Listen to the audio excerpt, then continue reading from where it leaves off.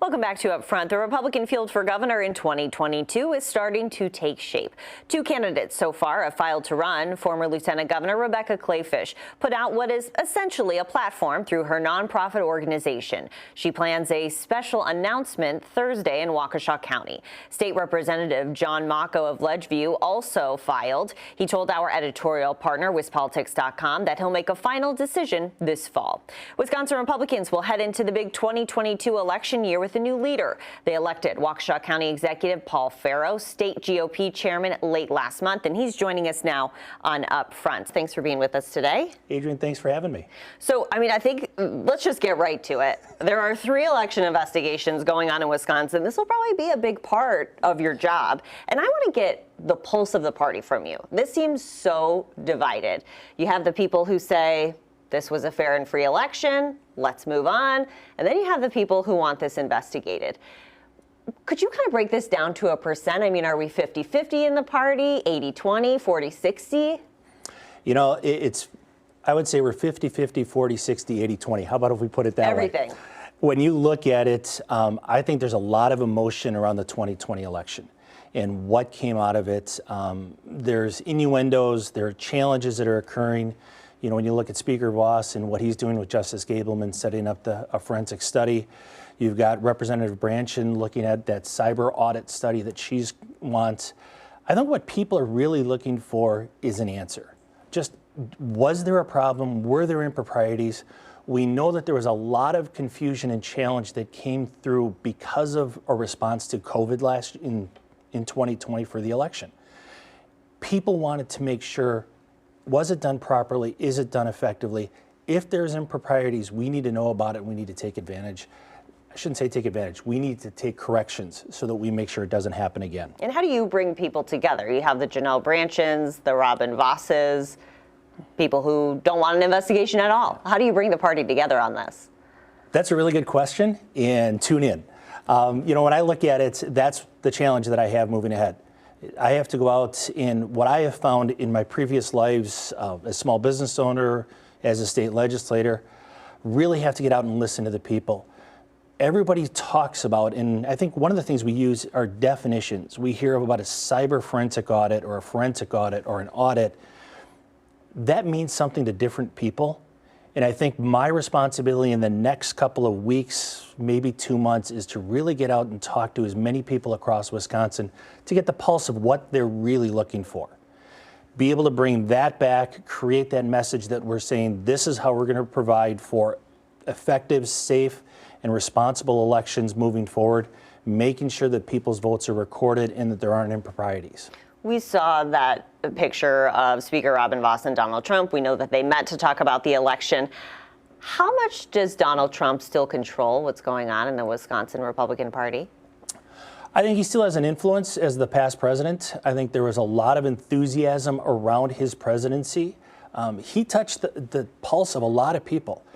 And I think that's one of the things that you're seeing right now. When you look at Wisconsin, we have gone red in the vast majority of the state. The rural counties, the Democrats have basically given up the people out there.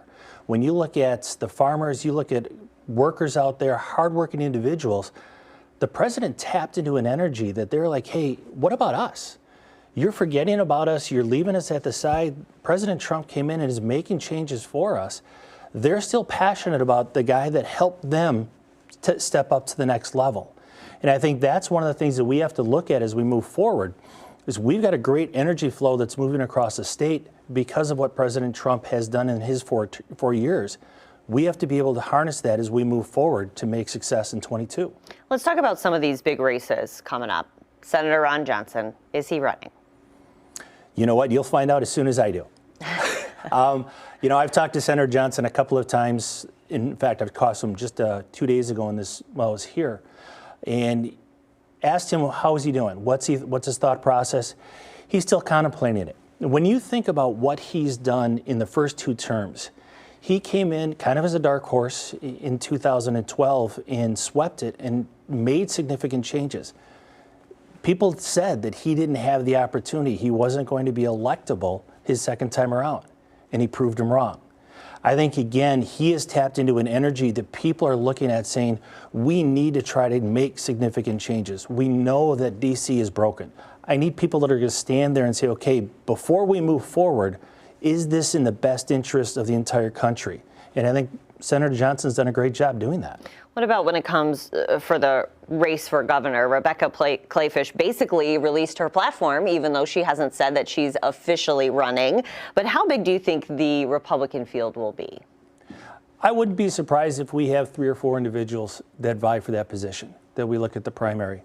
I think there's an opportunity, as always, when you're not in office, you have challengers that want to step up and say, the current governor in this situation has a number of polls show that he is not an effective leader. People's viewpoint is that he's weak in his leadership system. So if they look at that and say, I've got leadership skills, I've got some knowledge that I think I can help the state move forward, they're going to step up. I'd say Rebecca is right there. I've talked to her on many occasions. I think she's a wonderful candidate. She was a great lieutenant governor for us and a wonderful ambassador for businesses across the state as she was talking to people across the country.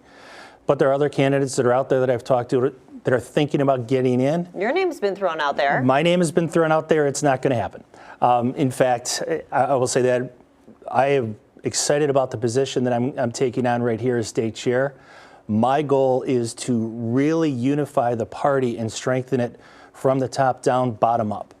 When I look at what we can do in the Republican Party, we have a chance, as we did in this last spring elections, is change some of the municipal governance and get some fiscally conservative minds at the local levels, which is where a lot of things occur. Start changing that understanding of how government works and how you need to engage government.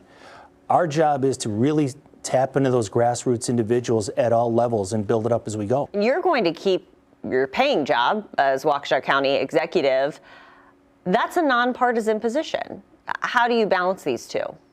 You know, for me, I have been around politics since I've been 15 years old. I've been in elected office since 2011. Since I've been county executive, I've been involved with the Republican Party on a number of different levels. I'm able to compartmentalize. And so when I step out of the county executive position and move into the chairman position, my focus and challenge is really drive in the principles of what the Republican Party is. There will be some challenges as I move down the road, but that's why I stepped into this. I think I can make a difference on both sides, and I'll continue to try to do that. Okay, Paul Farrow, a big year ahead for both parties. Thank you. Thank you. Coming up, the latest Democrat to join the U.S. Senate race wants to create a new lane in politics.